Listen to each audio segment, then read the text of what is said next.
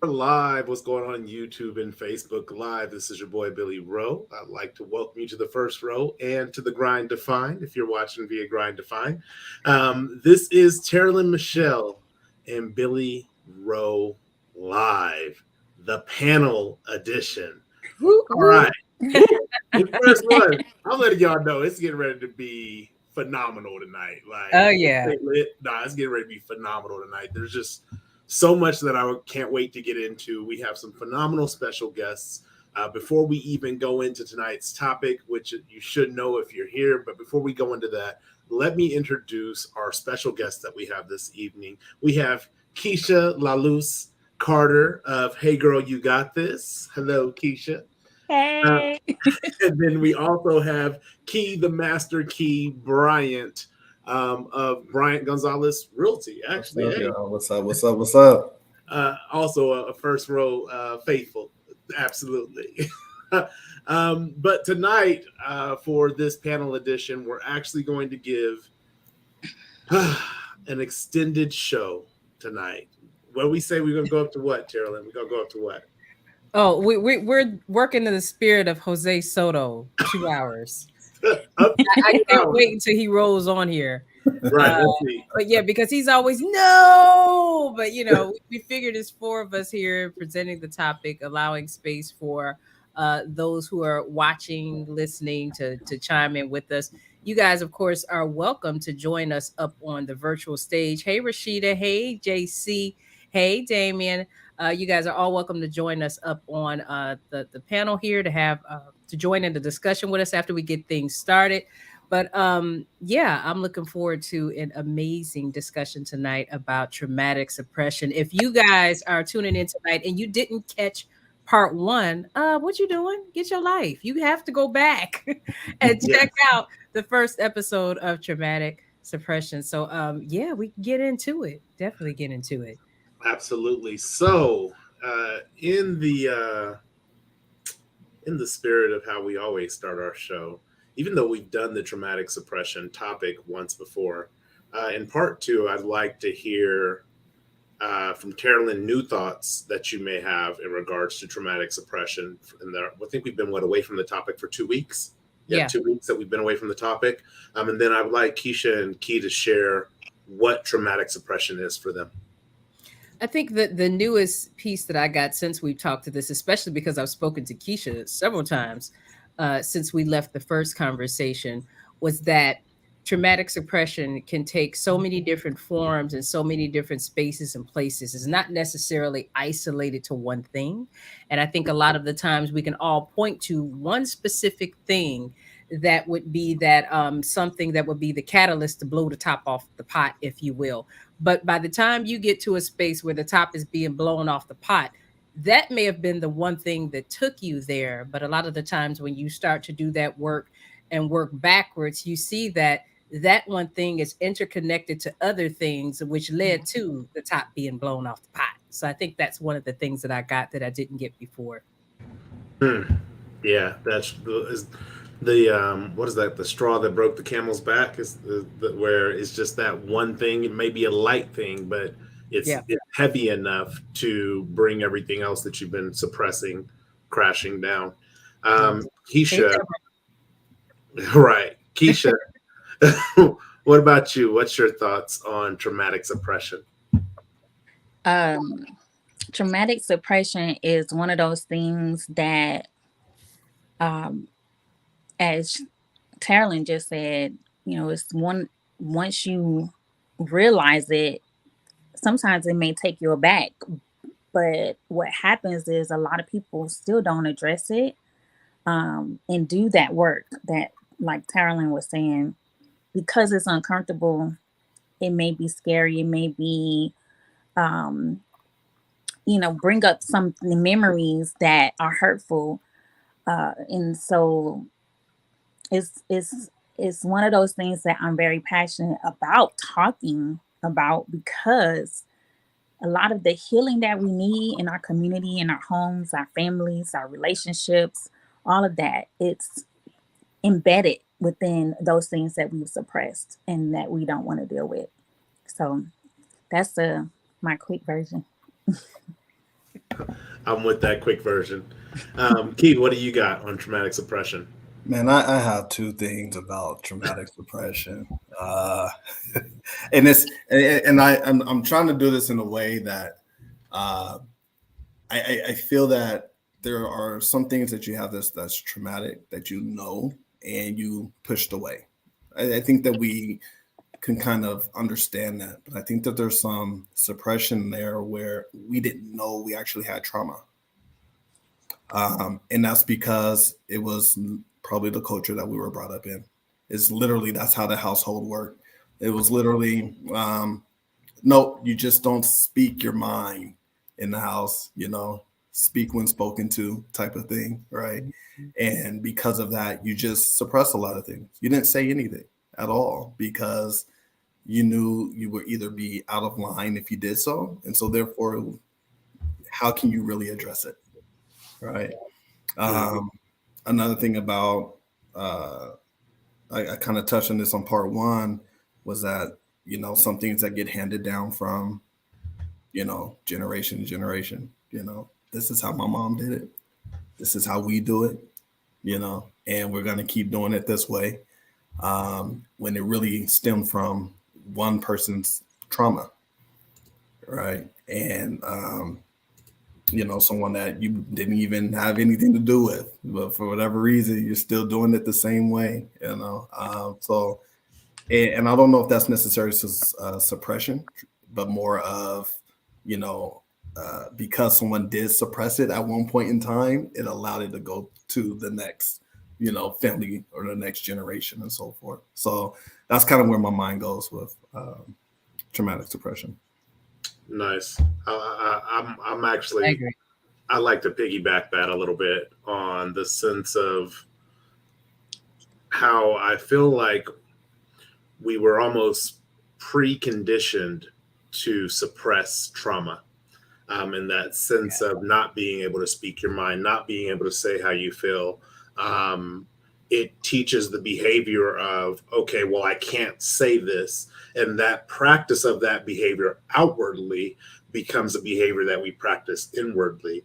And we desensitize ourselves to our own feelings about how we feel about things. There's been times, as much as I would like to think, as much intellectual work that I do and mental workouts that I do, there's still times where I struggle to understand what is taking place on the inside of me and how to properly articulate that in a manner in which I can understand it. So then if there is a person who's involved in the situation, that I can articulate it to them so that hopefully they can understand it. So I think there is this developed practice to desensitizing our own voice. Really, that's what it is, our own voice.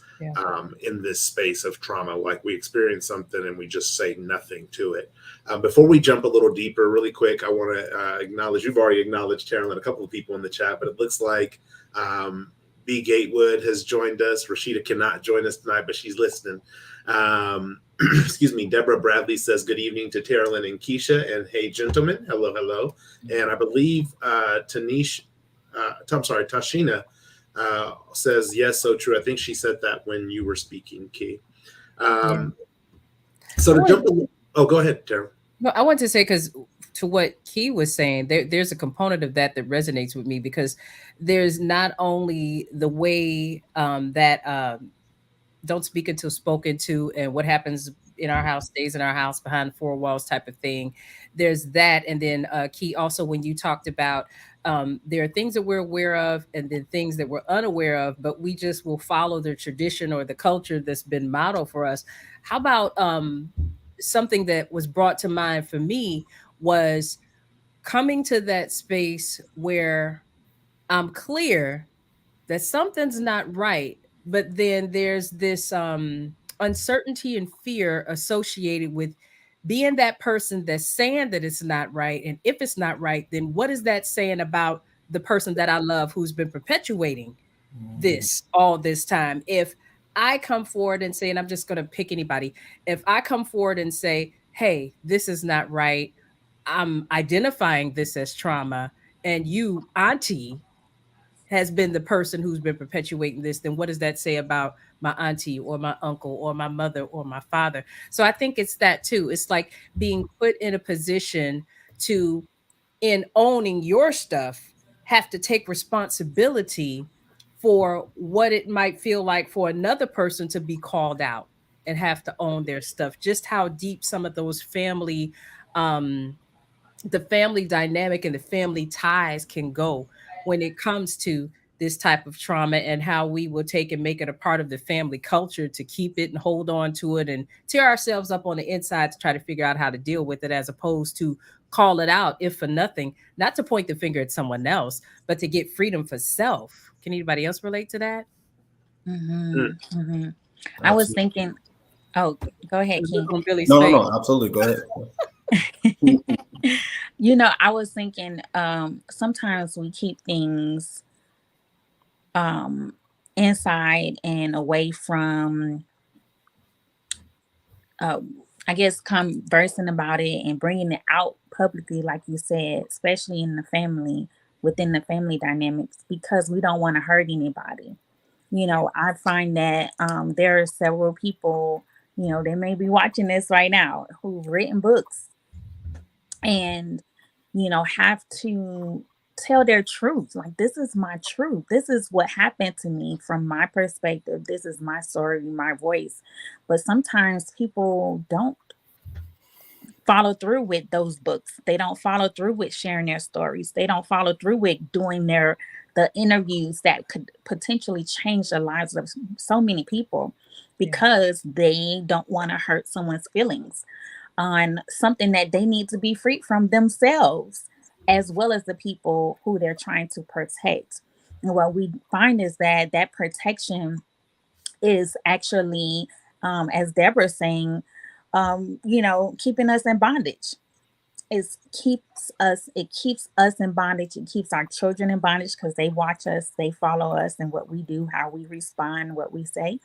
And then those people who are connected to us, we may be able to change, the whole trajectory of where our family goes in love and peace and, healing completely, if somebody just step out and be authentic, like be yourself for real, and share your truth. And even though I know it may hurt some people, they may come back to you later and say, gosh, thank you, because I didn't realize this. I didn't realize I was doing that. I didn't realize I was hurting you.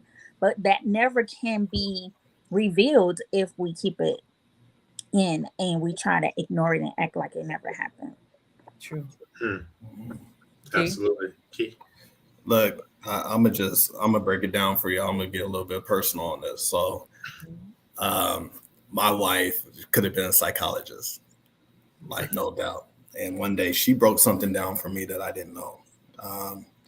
And when it came to light, I was like, whoa, like we do this all the time. Like, we go on long road trips. We have these deep conversations. They're great. And we were kind of talking about my father being absent in my life.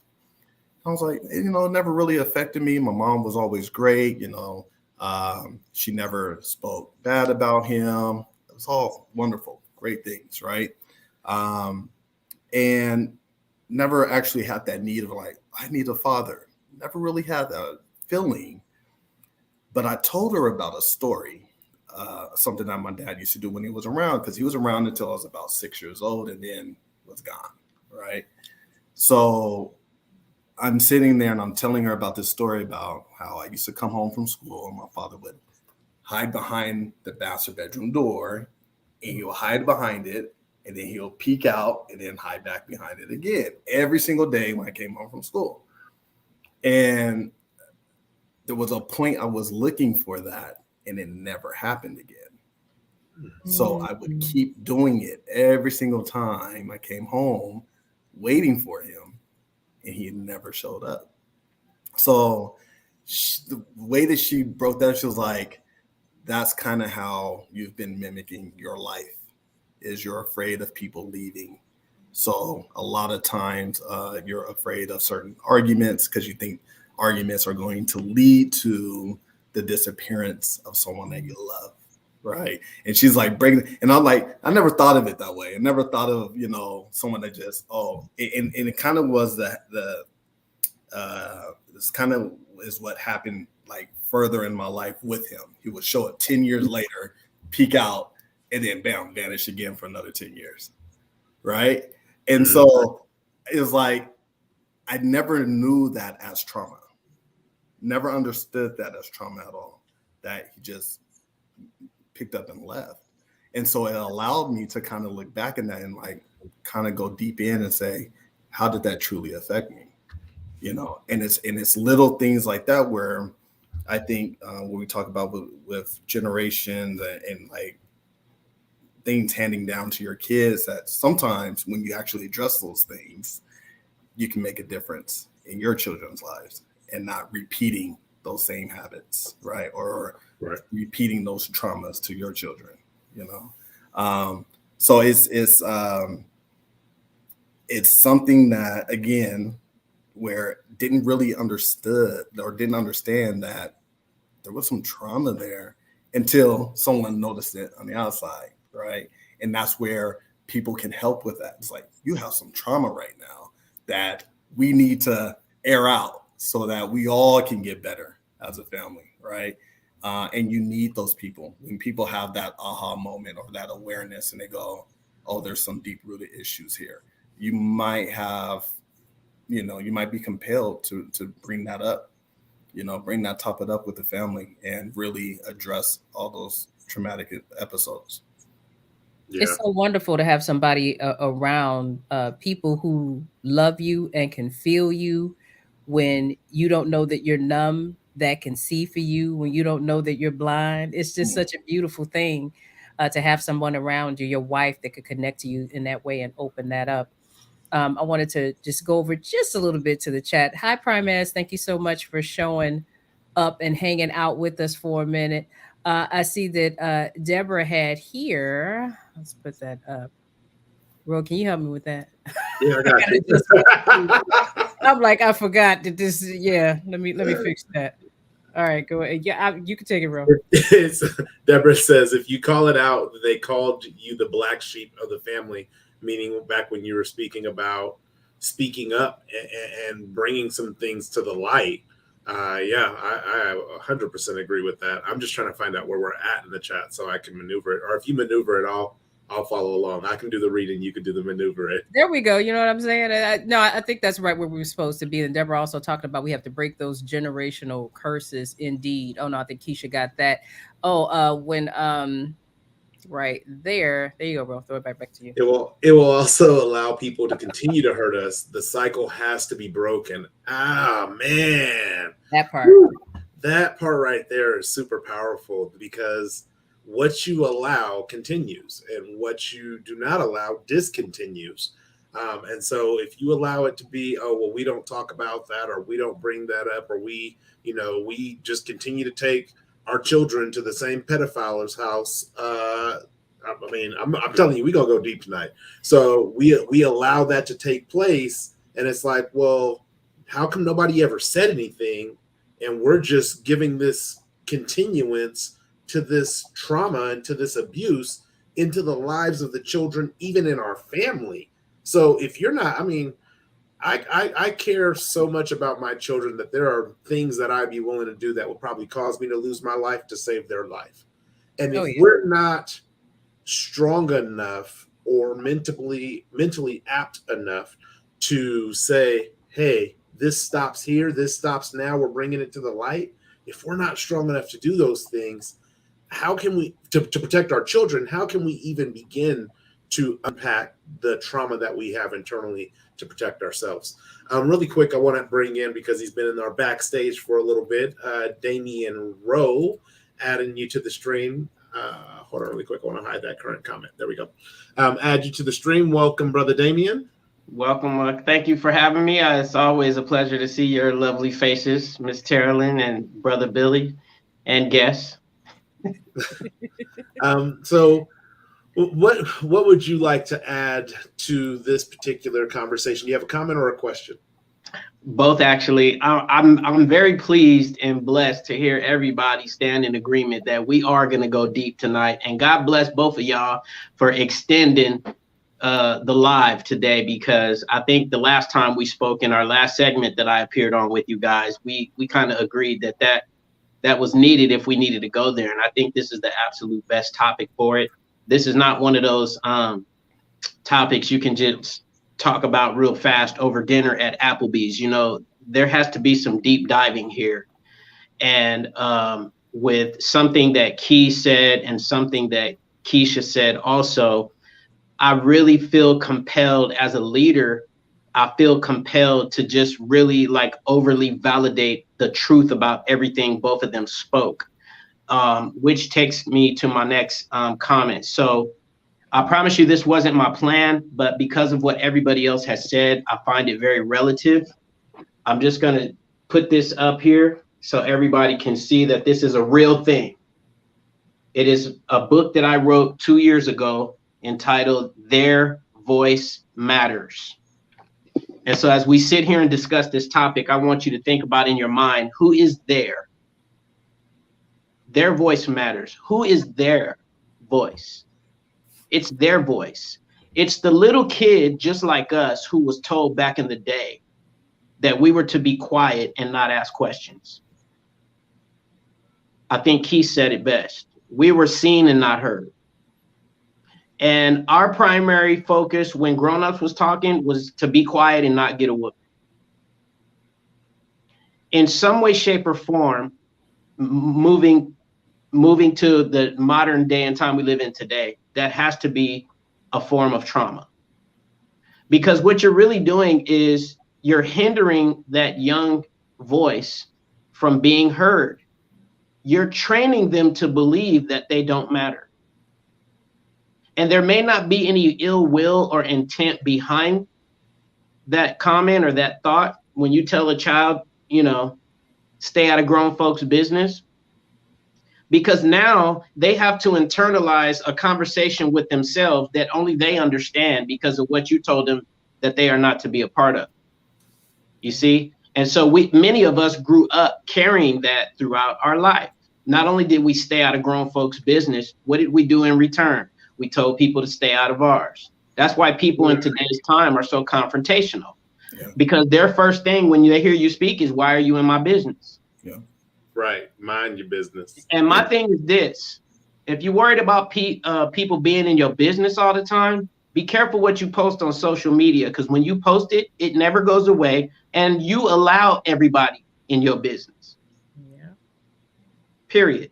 So their voice matters came as a result of how I grew up as a child. And like, for example, just being super transparent, because that's what we do. When I first filed for divorce almost 10 years ago, throughout that whole 6-year process of going back and forth to court, just fighting a civil war, right? Because I was that kid that was told to stay out of grown folks' business, guess what I told my children for 6 years? Nothing that's happening between me and your mother is your fault. I promise you. You're not the cause of any of it. Because I was that kid that was sitting in the room with the door shut and the bed pushed up against my door, wondering if I went away and wasn't on the planet no more, would my parents stop arguing? Mm. Are they fighting? Are they fighting because they had to buy groceries for me to feed me? Mm. Are they fighting because the daycare bill was high and somebody doesn't want to really contribute? If I wasn't here, then they would be okay. They'd be happy.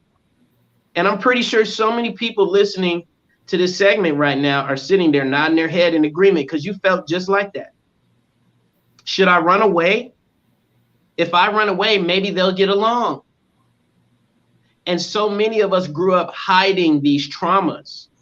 And I don't know who said it earlier, but I stand in agreement with it. We taught our kids, many of us, how to feel the same way. And so this book was very important for me to write because it was a demonstration of leadership to my children. You are not the problem.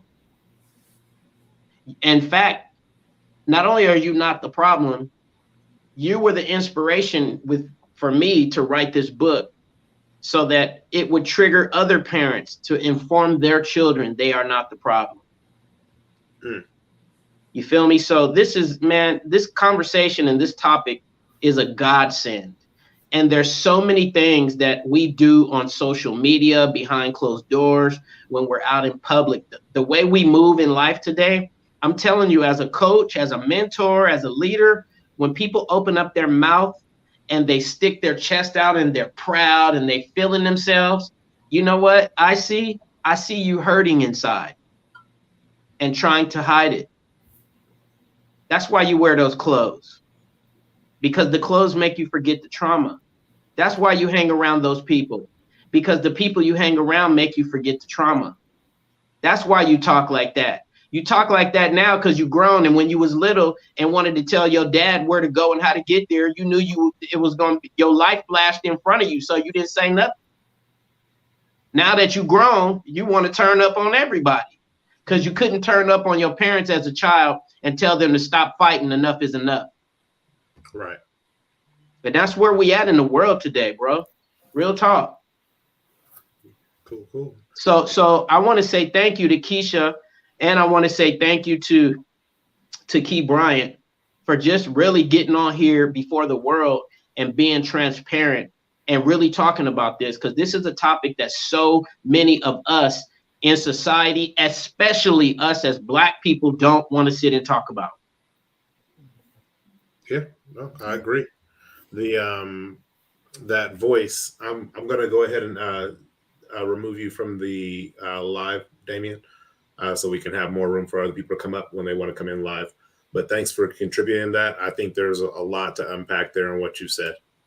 Definitely. Absolutely. Thank you, Damien. Yeah, absolutely.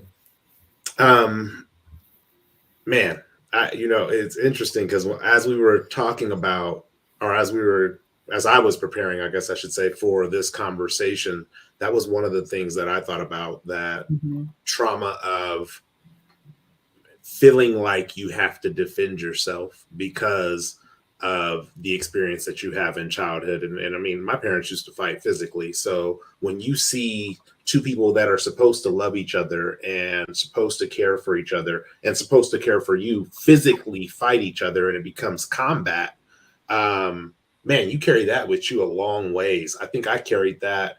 I didn't even begin to unpack that until about 2007, 2008. Yeah. When I was working as a recruiter, and a person that I worked for, my manager at the time, he was like, Billy, the only thing I would tell you is that you got to figure out who's on your team and allow them to be allies.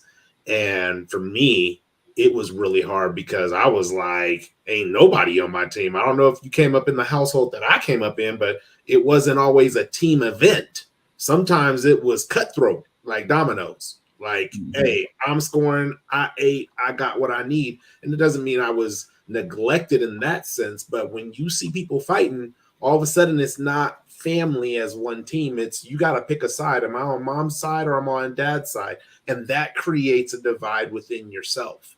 And so that really resonates with me. Really quick, I'm going to catch us up in the chat. JC says, wow, Keith, thank you for sharing your story. She says, imagine how you may have reacted to inconsistent people who may have triggered you because of your father. I would even add overreacted to that. Yeah. Primes says it's a lot like back in the day when families would hide the mentally mentally ill person in the back room. Oh man, yeah. Oh, bro, you striking chords right now. Silly tones. Yeah. Then it also says you wanted to ask the questions but couldn't. Yeah. Deborah says my motto now is my voice matters. Absolutely. You got to stand up for you because sometimes nobody else will. Deborah says, I teach my kids that that as well, that their voice matters. And then she says, is that from our parents dealing with slavery? We'll come back to that. And then JC says PTSD. Yes, yeah, absolutely. Definitely. Good evening. Soto is here. Going back to this comment, is that from our parents dealing with slavery? Anybody want to unpack that? You know, oh no, Keesha, go ahead. That's okay. I think that a lot of things have been passed down from slavery, most certainly. I believe that the mindset has evolved into different things based on what we've been exposed to. So if depending on how you were raised, and I think, I can't remember if it was Roe or Key, or Billy, excuse me, or Key. Sorry. We can be Roe, it's fine. It's all the same thing. Oh my God. But I just think it's something that has it is dependent upon where you were raised, how you were raised, the environment, the conversations that happen in the home. Where if you were raised in a home where the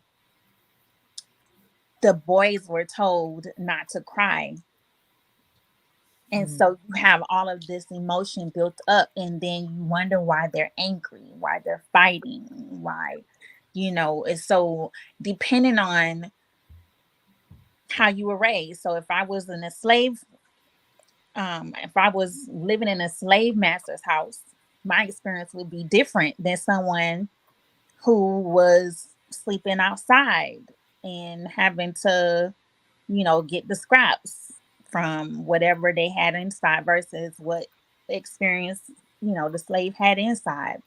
Whether it was a slave that was favored versus those that weren't. The slave that was raped versus the ones that weren't. The slave that was sold off versus those that stayed. So you have all of these things that have the mindset about who we are, speaking about, Black men and women, who we are, why we do what we do, where we can go, what can we have, what can we not have. All of these things, I believe, have been as a result of what we experienced during slavery, and that was passed down to our parents. And so their parents' taught certain things that may still be continued today. However, there are individuals who have come up with their own way of doing things. And it could be either something that they've thought of on their own from what, their mind being expanded in some way, maybe the people that have entered their lives or experiences that they've had, which have changed changed the mindset that maybe their parents and grandparents and great grandparents have had. So if I grew up around a bunch of, Blacks who were negative, that may be my worldview. And if I grew up in a family that kept everything a secret, that may be my worldview. However, there are some people who have grown up and have had exposure to money and finance. They've had, been exposed to, being open to talking, share your emotions, share your feelings. Like, I remember when that was not a thing. I remember when it was like, don't share your feelings, don't share your emotions. What are you doing? Why are you talking to these people? No. But there are some people who were raised in that environment where it's like, okay, let's talk about this. Come on, let's have a family meeting. Let's share our thoughts. How was your day? Everybody hasn't had that experience. And so, yes, I believe that our parents have dealt with a lot of different things from slavery, but some of that has changed based on what we have been exposed to, what our parents and their parents have been exposed to. And it's up to you how you're going to continue from this moment forward. Are you going to continue what your parents did, just because, they did it, they said it, they behaved that way, is that going to be your truth? Is that going to be your reality? It doesn't have to be. So. True. Definitely. I think to that particular point, I know for me, my mother, she's the baby of 14 children. My grandfather was born in 1909. My grandmother was born, I think it was 1913, I think it was. So my grandmother used to always tell the story of when she first started going out, and her mother would tell her she had to be home at a certain time. And when she said a certain time, all parents say that, but she meant like on the dot, because back then you could be pulled up off the street by some of the KKK and anything could happen. And so my grandmother told the story of her literally coming through the door a minute after her mother told her to, and staring down the barrel of a double barrel shotgun. Her mother needed to get into her how serious that was. You couldn't miss that minute because of what it could mean. Now, my grandmother, no, actually, my mother was telling me that story from my grandmother, which explained a lot about the mentality and the mindset of the women within the family. That mindset had just gotten passed down and down and down and down, and a lot of other things were just passed down and down and down and down. And so then that whole thing about what happens in the house stays in the house, and that real strict mindset and way of being, and all of these things had just been done for so long that people didn't connect to the fact that, well, yeah, that was relevant and relative then, but is that necessarily something that's relevant, relative, and even necessary now? We just continue to do things because it's what we're used to doing. But I have a question for everybody with that in mind. For any of you, have you come to, or had you ever come to a space or a point, us being adults, having our different relationships, it could be intimate, friends, whatever.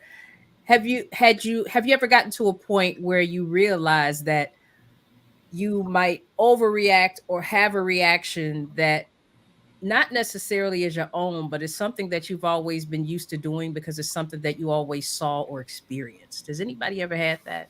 Every single day. Every day. Like my life. So in my household, my mom used to always get upset about the little things. Little things, right? And to the point that I've mimicked that behavior to this day. Little stuff can bother me, frustrate me. Big issues, which I was never taught how to deal with, but had to learn over time, right? The big issues, I'm very calm and collected. I don't trip. And maybe because I came to my own understanding, and maybe because I was never allowed to understand what the big issues were in the household during the time. I mean, I experienced some big issues that happened, but I always figured that God always had our back and things were okay. And I think my mom always was calm in certain moments when like stuff hit the fan, right? But it's the little stuff, and I do it all the time. And I'm like, you're the one that's always complaining about the little stuff that's happening around the house with the kids, like all day, every day. Who's the one yelling in the house? I'm like, stop doing this, stop doing that. And you start thinking about it, like, it's really not that bad. They're kids, right? Right. But I'd be the one, who left the cabinets open? God, you're always leaving the cabinets open. And I'm like, I sound like my mama. Like, come on, man. Right. But it was it, and also like things breaking in the house and so forth. That was like always a big issue in my house. So it's like, someone breaks something in the house, I'm gonna break your butt, right? And you start seeing these things, and I was like, okay, I gotta start correcting some things. And what happened is that I'm not even thinking about it when it happens. It's like an automatic thing, right? And at the end of the day, it's very small items. And it's like, how come I'm not taking that same approach when it's something that's high stress? I'm the one that people come to because it's like, daddy's going to be calm. He's going to talk it out. He's going to figure the things out, and he's not going to trip. So we're going to go to dad for the big problems, right? But he's always tripping. He's always saying no, or he's always this and that, but it's like big things when it comes to. So that's one thing that I feel like, that's kind of handed down. It's just, some of these having irritation off of the little things. And it could just be a personality thing, but still, you know.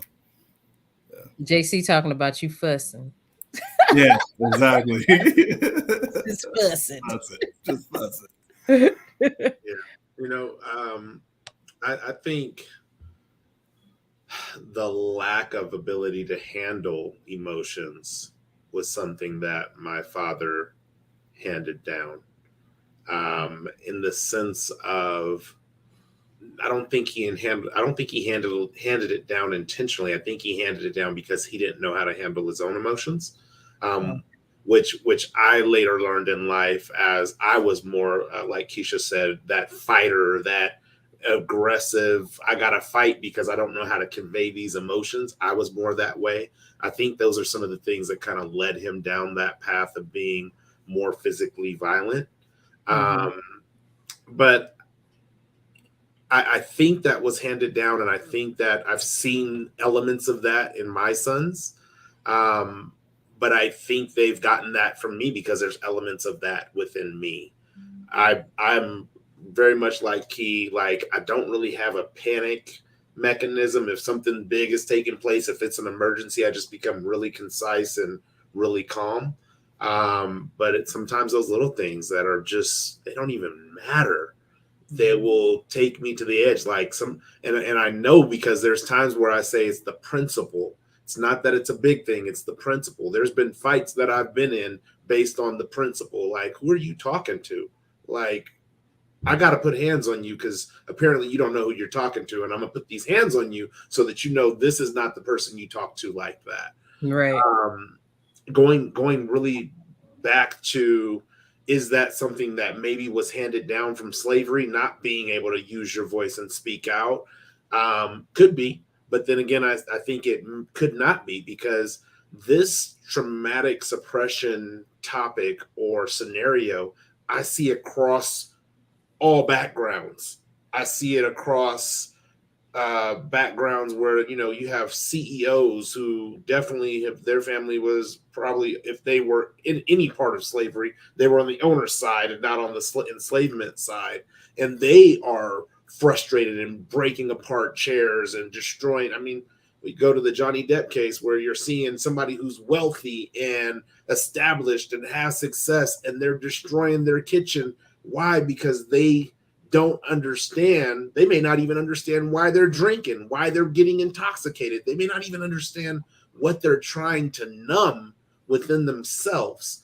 And so part of it, I do think, can be handed down from slavery culturally for us. But another aspect of it is definitely about humans in general, how we just have learned, I don't know, over the millennia to internalize things, and that inside is safe and will destroy our internal environment, but outside is not safe. So we can't let that out, because then we're going to be judged. Then we're going to be ostracized. Then we're going to be exiled from the tribe, from the community, from the social networks. And so I've seen, like I said, in myself, some of the characteristics of my parents, some of the, but I've also seen, on the other hand, some of the characteristics. I would say my mother had a lot of that same worry that was handed down in your, I would assess it as worry that was handed down in your family, Taralyn. She had a lot of those worries, and I don't have that. Don't get me wrong. I mean, I worry for my sons, and I'm always like, hey, this is how we're going to perform out in public, because we don't want to create situations unnecessary. Now, I ain't raised no punching bag, so if you got to defend yourself, defend yourself. But I don't worry to the extent that I believe my mother worries. And I can use, recently I had COVID, and my mother was, I could just tell in her text messages and her phone calls and her comments to me that she was really concerned. And here I am, I'm not concerned at all. I'm just like, okay, I have COVID and it's going to run its course. And if it takes longer, it takes longer. And if we have to do things to move it along, then we have to do things. But I don't have that sense of worry. And that carries over to, like, my kids being able to go outside and play. Go outside, play. As long as I can see you from the window when I go to check to make sure you're there, I'm good. I understand that I can't shield you from everything in life. So it's okay to give you some experiences, but I do establish rules and boundaries to help mitigate having to worry. I think a lot of the times as a kid, I didn't have a lot of rules. Like, I don't get me wrong, I had rules like get home and chores and stuff like that. But there was some areas in my life that I look at as an adult now, and I'm like, why in the hell were y'all letting me do that? Like, I was tripping. But I don't have that worry, because and that's what changed it for me, is where you have parents who are worried and concerned about you, and you are out and about and you are experiencing reality, and they're experiencing a story of what could possibly happen. It made me less concerned about, hey, my kids are out and about. Hey, my kid is not here yet. If it's outside of their character, I'll address it. If it's not really far outside of the scope of what they would possibly do, then I'm okay and I move on. Yeah, definitely. So what about you, Keesha? Any of those hand-me-downs? Yes, I was thinking as you were talking that, as you mentioned, how this suppression happens regardless of who we are, what we come from, what race we are, our ethnic cultural background. And I was thinking there's something that I was reading earlier about PTSD, post-traumatic stress syndrome, or post-traumatic stress disorder. And people get it from different things. You may experience something like you said, Billy and Key, they're like, we lay back. I don't worry about the big things, but some people do. And so those things that I may suppress, you might not, and vice versa. So, that's what I was thinking about. As you all were talking about parenting, that's one of those things that I've learned, and I try my very best. And I know there's no perfect being, but as a parent, I'm a single mother, and it has been very interesting where I noticed some things that have been passed down as a parent. I grew up in a single parent home. And so, I started learning things about the behavior that I didn't want to emulate, as I became a parent. And one of those things is do as I do. I mean, do as I say, not as I do. Yep. And so I'm like, Mom, I caught myself saying that one time. And I was like, wait. I said, and my daughter laughed at me. She was like, Mom, that doesn't make any sense. And I laughed. And I was like, I don't agree with that. I told my mom, when she jokes about it now, because I told her, that doesn't work. As children, we're going to do what you do, no matter how you try to wrap it up. And patience, having patience. I understand, as I've gotten older and going through menopause very early because of the cancer that I was diagnosed with at 28 years old. I noticed that my patience started going. And I said, whoa, I was, everybody thought I was like this great teacher and I worked well with kids, and I had to leave that profession because I didn't have patience anymore. I was like, no, I will hurt somebody's child. I need to get out of here. Can't put pause on the cheering. Huh? I said, can't put pause on the cheering. I'm telling you, it changed me. And I recognized that. And I started seeing some of my mama come out of me. And I was like, I was like, wow. And when I joke, I tell her, I get this from you. And she was like, no, you don't. I'm like, yes, I do. Yes, I do. So, just understanding like some of those things that we do without thinking about it, because they're deeply rooted. It's embedded in us from our childhood, and it's embedded in us from those things that we saw over and over and over again. So we do it, we don't realize it. When someone brings it to our attention, then it's like, oh, okay. So I noticed it a lot in parenting. Some things that I do with my daughter, that I have either stopped the cycle or I have not learned how to stop it yet. Have no brakes for that cycle. Runaway Like cycle. I would tear your butt up. I hadn't learned, but I mean, I have learned in that way. But what I'm saying is, as far as like, there are just certain impulses. How I respond to things. I have to really. I think this is something that I've learned. I have had to really think about how I respond to my daughter. Mm-hmm. Instead of just responding because of my emotion, because of what is said or done. Like, really think about the impact that I'm going to have on her. Yeah. Think about how she's going to internalize it, because she may not internalize it correctly, which I've learned. Yeah. Some things she didn't internalize it correctly because she was young and she assumed from a child's mind, and so I think that goes back to, why we have the suppression. People put things in the back of their mind. They don't want to deal with it because of how they interpreted it at their, immature age. Absolutely. And then because we're not having these conversations about, what did you hear? How did you interpret this? How do you feel? I remember, being told that my daughter's feelings didn't matter because she was young. Yeah. And so I think it's important. I don't care how old our children are, their feelings matter. Their feelings matter about, as the gentleman that came on earlier, I think Damien, going through divorce. The children's feelings matter with divorce. The children's feelings matter about moving from one city to another, from one school to another. It may be something you have to do, but acknowledge their feelings. And I think a lot of times our children, and just as we didn't feel like we were allowed to be heard. We didn't feel like we were what we said mattered, that we could say how we feel and people would listen.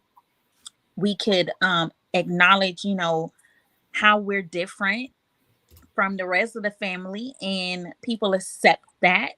So what happens? They suppress it and they put it behind in their mind, and then they put on a mask and they front like they are one way, and then when they're around other people, they become someone else, and they don't realize I'm wearing a mask. That's why you have these people who, they act different in different environments, different around different people, because there are certain things that they don't want to reveal and expose. Mm-hmm. And I'm going to stop right there. No, that's some real stuff. I mean, if you guys don't mind, I can kind of add to what Keesha's saying, because my wife and I, we literally had this conversation on the road 2 days ago about our children, how we're bringing them up, and really about some of the traumatic experiences we had being young. You have to imagine these kids' imagination is very real. They live in a dream world until around this age 7. Then they're trying to learn how to get out of that and understand what real life it really is. So everything that you're throwing at them, rather if you're coming at them very aggressive or whatever it may be, they are experiencing something completely different than the way you think you are coming at them, right? Yeah. You think you're coming at them very rational. They see something completely different, and they actually internalize that, and that carries on with them in the future. So my wife was just literally saying, like, like our son, sometimes, we're trying to reprimand him or at least tell him about what it is he's doing. And sometimes tears just come out of his eyes. Oh. And the question that we start asking is like, oh, shoot, what is it that we did that makes him immediately, because we're just having just a conversation about this is the right thing to do. What happened at a certain point that made him want to, his eyes just come full of tears? Is it a fear? Is there something there that we did that he thinks that I'm in big trouble right now? And it's like, you're not. You're actually not. We're just trying to teach you a lesson, right? Mhm. So it's like we're trying to understand that as being parents, being careful about that inner child, because that inner child follows you until you're in the grave, right? Because you always go back to that. And so these impressionable years, my youngest is 5 and my son's 9, my oldest is 19. I just had a conversation with my oldest last night, and come to find out, she thought she was responsible for the roof falling in at her grandmother's house, based off of she was young. So check this out. She's young. She accidentally put metal in the microwave. Okay. Right? She turns it on and starts sparking and whatever. She turns it off immediately, right? But as soon as she turns it off, the roof caves in the kitchen. So until last night, she always thought she was responsible for the roof caving in, even though the roof was having issues at grandma's house for some time, right? But that's that imagination of a child. So thinking about certain things that can be traumatic, right? Rather if you really go in on your child about something that they did, whatever it is. It could be something very small. You're like, how many times have I told you? And this and that. And the way you're coming at them, they're imagining some type of monster or something, whatever imagination takes them, and they have that trauma. So, again, piggybacking on what Keesha said, it's just like, that's so important with our kids now, because we want to break that. We want to break that cycle with our kids every chance we get. Can I say one thing related to that real quick? Yeah. You can say anything. Okay. I just, I know one of the things that we have done as parents, like when you acknowledging when your child makes a mistake or does something and you want to correct that behavior, I had to learn, even with my daughter, when she makes a mistake, like let's say she breaks something in the house. Oh my gosh. For me, I would have gotten fussed, maybe cussed, all of the above. And what I had to learn is that that's replaceable. And if it's not, it's not replaceable, but it's not the end of the world. I had to let her know that we all make mistakes. I don't care who you are. I don't care where you come from. Mommy's going to make mistakes. Mommy's going to break something. And, but we have to be more careful. We got to pay attention to our surroundings, be more cognizant of what we do, how we do it. But that right there, I think was traumatic for me. And that turned into me wanting to be the perfectionist, me not wanting to make mommy upset, me wanting, and so I had to learn the reason why I am, have been, I should say, the way that I was up until that point was because I remember being reprimanded for everything I did wrong. Everything. But what I did right, not so much. Not so much. And so I tried, to change that. Not tried. I changed that in the way that I raised my daughter. I recognized, I let her know, these are some areas that we need to improve on. But even in that, you're still not a bad person. You still, you're no different than the next person as far as, we make mistakes and we're going to screw up. And she sees a lot of my flaws, Lord Jesus, and I hate it.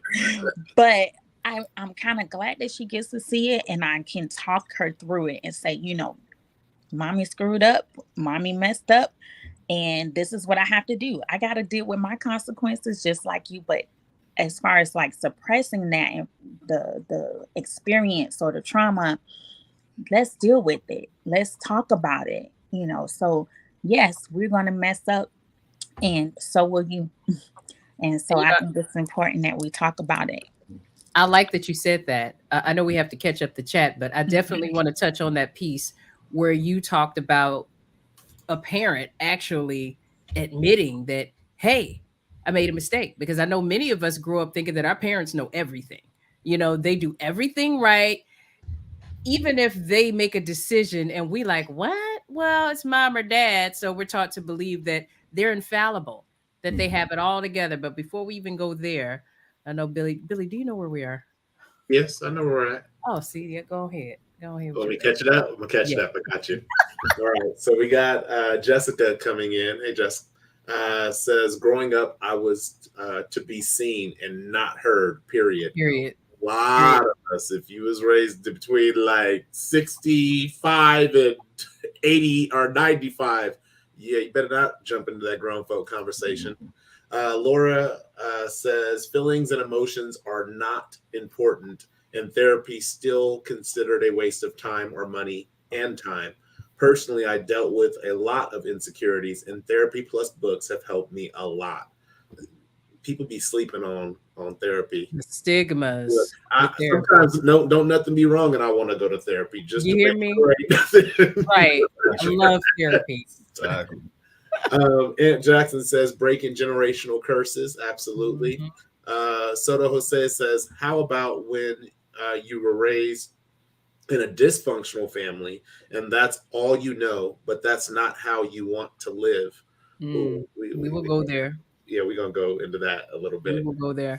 B. Gates says that trauma is definitely past. It's just like the hand-me-down clothes I used to get. Hey, your brother can't fit this no more. Your cousin can't fit this no more. It's now yours. Soto says that's me. JC said, Key, you was fussing. B. Gate says, I think of the many times I've been told, keep crying and I'll give you something to cry about. Ooh, obviously I got something to cry about if I'm crying. That part. Or after and or during the ass whooping, we get told to stop crying, that it's some twisted shit. Right. JC says, Taralyn, I was past the pause. Absolutely. Past the pause instead of the pause. Yeah. Patsy says, my parents never showed it was okay to get emotional, and I'm a very emotional person, so I'm so used to just holding it in. I'm always okay when I'm not okay. Ooh, yeah, can't be who you are. She also says it was always what's wrong with you, not in a concerning manner, in a judgmental manner. Absolutely. B. Gates says, I don't mean to laugh, but I wasn't ready, JC. She was laughing about the pause versus the pause. JC says, my mom would make me smile after a whooping. Oh, I ain't gonna go into that. B. Gates says, I'm the same way, Key. Little issues trigger me, but big shit, I lock it in and handle it. Absolutely. B. Gates says, never associated that with trauma, but it makes total sense looking back. JC, my grandmother or dad would act like it never happened, beat my ass, and moved along. Yeah. It is the principle. That's the principle, Bruce. Y'all just having a conversation between the two of y'all. Nicole, Bruce, but how often are we end up in a corner and had to come out smiling in front of company? Listen. Or in public, at the store, or at church. Yeah. Fix your face. She says that was my mom's motto. Fix your face. I hated to hear that. Like, you just cursed me out. Or I'm sorry, just caused me physical pain. Now I gotta fix my face. Houseway. And that is trauma. And then Lady Rose says, yes, it's up to us to break that cycle with our children. She says, I did and do that for me. It's fear of disappointing. My eyes will also start tearing up because to me, I feel I'm responsible for their moods and happiness. And part of that is and part of that isn't, but we'll get into that too. Heather says parents need to apologize to their children. Oh, that is so hard as a parent. I mean, I don't know about for y'all, but that is difficult for me. But I swallow the pill as much as I possibly can. Lady Rose says, I don't like hearing it's what I know, so it's what I do because I feel I can stop and think, wait, that didn't work for me. Absolutely. You can stop, think, and change the trajectory. Yep, that's what I got. Pause instead of pause. We was told not to tell your business to them folks.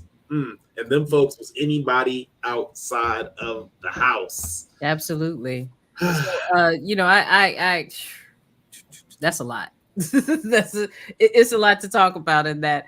I definitely want to bring JC, who's waiting down with us. Come on up here, girl. Come on up here.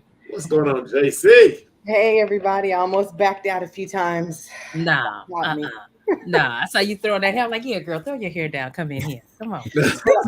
My hair was up in a bun and I was swinging in a hammock, just enjoying the conversation. I saw it and I was mad. I was like, she better not come. She in a hammock. Only thing you was missing was a glass of wine. I was about to really be hating. And I said, let me get my whole life together before I come on this, since it's on record. You guys have all made some amazing points. I believe the initial point that I was going to make, Keesha had made it, and then Key had chimed in and said something, and I was just like, I mean, they're spot on. But as I was listening to the chats being read back, it made me a little sad because it was, I know, like Bruce and I were laughing about being kids and having to fix our face in front of company after we were humiliated or punished or in physical pain. And you think of the psyche that causes for a young child, right? To have to put on a separate mask or face in public. And not only that, but for me, I think what was most traumatic was watching my mother come out and put on a show after. No. I just like, you know, I wanted to like scream from the rafters, like, she crazy. Like, you don't know what she just did to me, but she was always so good at going out and acting as if nothing happened. And I used to have so much resentment. And I used to always say, like, I don't want to have to be like that. I don't want to be two-faced where I'm pretending to be one person in front of company, but in front of my kids, I'm a monster. You know what I mean? And it's one of the main reasons why I didn't want to have kids, because I knew that lived somewhere in me and I didn't want that to ever have to come out. But I think that what would have been helpful or beneficial, especially for a child like me who was very emotional and had a lot of questions, was instead of just disciplining me physically, if my mother would have just sat me down and had more conversations and shared more stories with me. And those stories, I think, would have been more beneficial if they included personal stories about maybe her life, how she grew up, you know, why this is unacceptable for a young lady. But she didn't have those conversations. My mom was all pause. So you was walking in the house and you was just getting hit. So you just had to have quick reaction moves like duck. There wasn't a lot of, let me pause for a minute and sit you down and tell you why this is really important. And let me share something that may have happened to me that is hard for me to share as an adult, but I'm going to put myself out there and be vulnerable so that my child, my daughter, can understand the importance of this lesson. And I never could get the lesson because my mom wasn't a communicator. She was a boxer.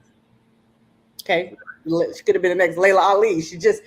That's all she knew. And it just, when I got to be of age where I could express myself, I found myself not really knowing how to articulate myself or my feelings and just reacting to what I knew, right? Like someone's like, well, what's wrong with you? And I would try to get it out. Well, I'm mad. And then I just start swinging. And I'm like, well, here we go.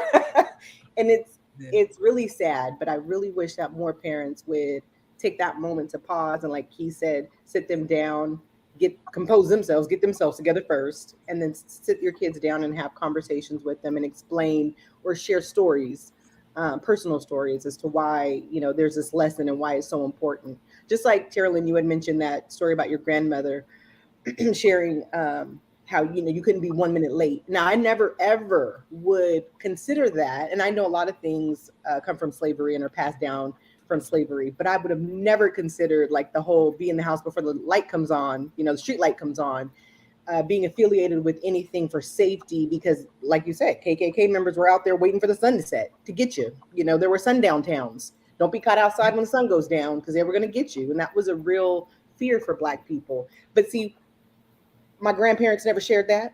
They never shared any stories about when they were hemmed up by, white police or white people or a white man or raped or touched or abused or assaulted. They didn't share any of that. And so we walk out there in the world thinking we're safe as little kids, and being met at the door with this crazy response or reaction that we just don't know where it comes from. And they have valid points and valid safety points for us, but we just don't know because they don't know how to communicate that. So Key, to your point, I love how you sit down and you talk to your kids.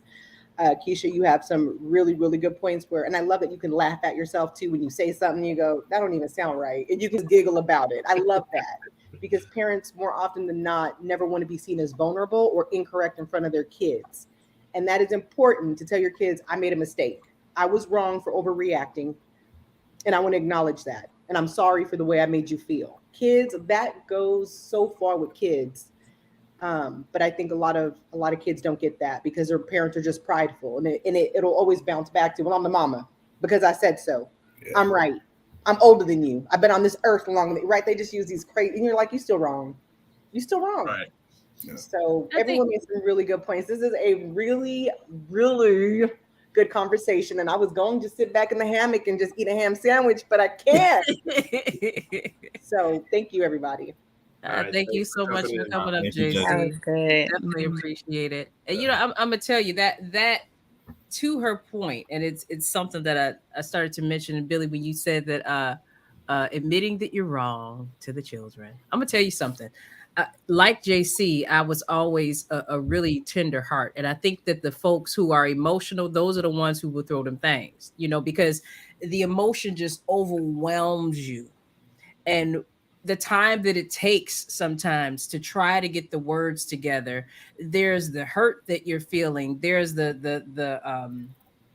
could be embarrassment. It could be layers of different things. And I bring that up because to parents, yes, they're somebody's mother or father, but at the end of the day, they're imperfect people that happen to be parents that are still on an individual journey that has nothing to do with being a parent. They're still trying to figure things out for themselves. And I think for me, one of the things that made it, I don't want to say easy. It was not easy to get to a space, and starting off as a teen parent, it wasn't easy to get to a space to have to, now your kids are adults, and my perspective of life and decisions and things that I made was coming from one space, having to provide and having to do, I want to go to finish school. And, you got all of these things that are important to you, and you're not understanding that because your focus is narrowed on what is important to you. And it was hard for me to accept that even though I thought about food, clothing, shelter, education, those things are important. A child's needs are completely and totally different. That matters to you because that's your responsibility. What matters to them is completely and totally different, and it is not on your map at all. And so then receiving their experience sometimes is brutal because, as Billy mentioned earlier, or actually it was Key, when he was talking about his son. I thought about when my brother was 5 at the time, and he was running and somehow broke his arm. He fell and hit his arm on the stairs. We had these beautiful wooden stairs over in the house, and he broke his arm. And so he got to the hospital, and they got him all casted up, and we're making his cast look cute and everything. And my mother told him how proud of him she was for how he was a big boy during the process. And she just kept saying, I'm proud of you, proud of you. And he just broke out crying and said, I'm proud of me too. And that's when she understood that he didn't understand what proud meant.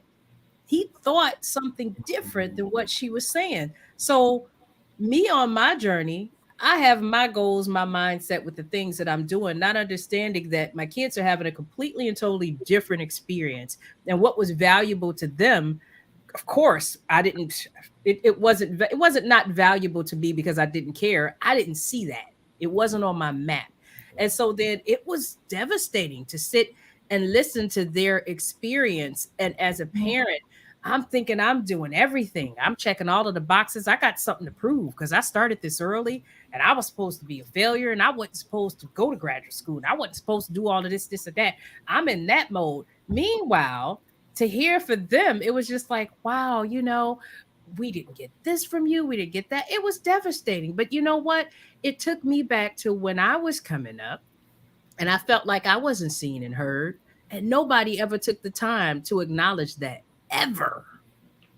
And so it's the one side where it's devastating and it's hurtful and it's hard to hear. But then it's the other side of, well, you know what your intention was, but is their experience, you responding to it, is that really about you or is it about them?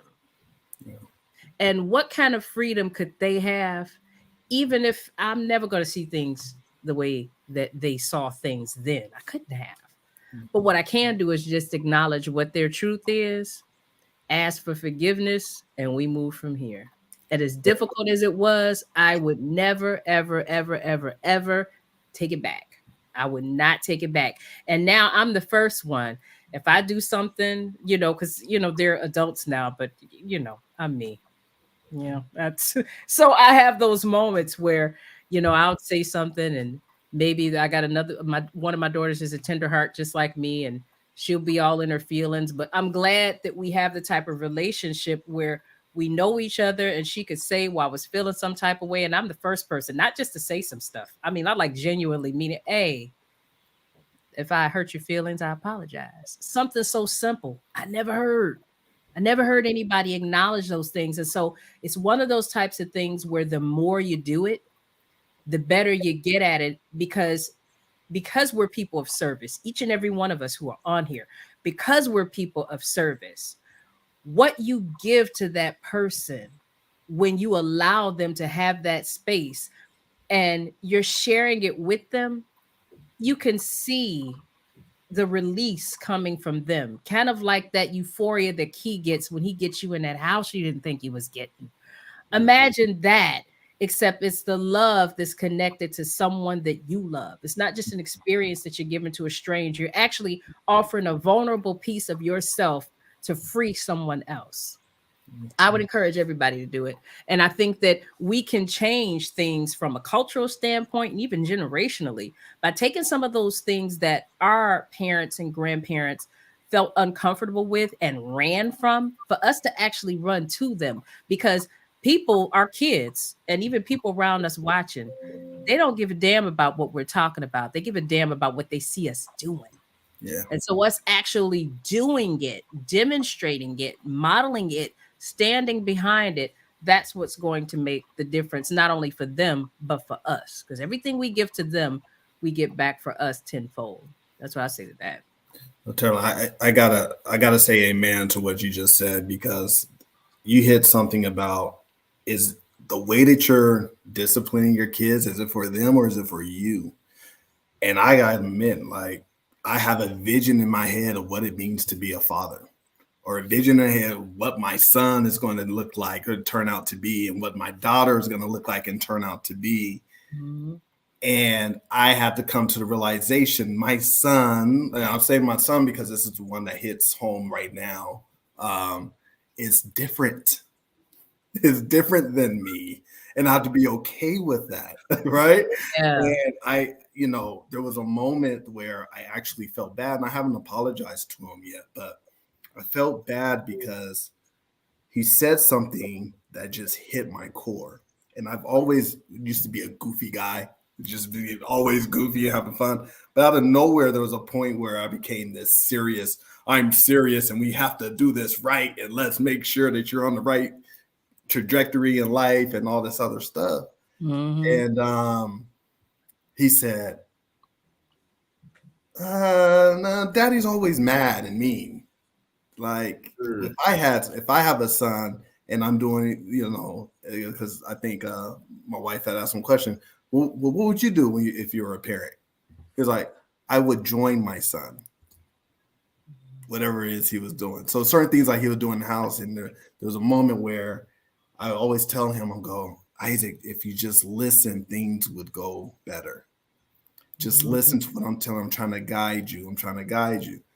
And I look back at that and I go, Key, if you just listen to your son, things would go a lot better, because it's something about me relating to him, not him relating to me. He doesn't have the capacity to relate to a guy that has 38 years of experience on this world. That's not the world that he lives in.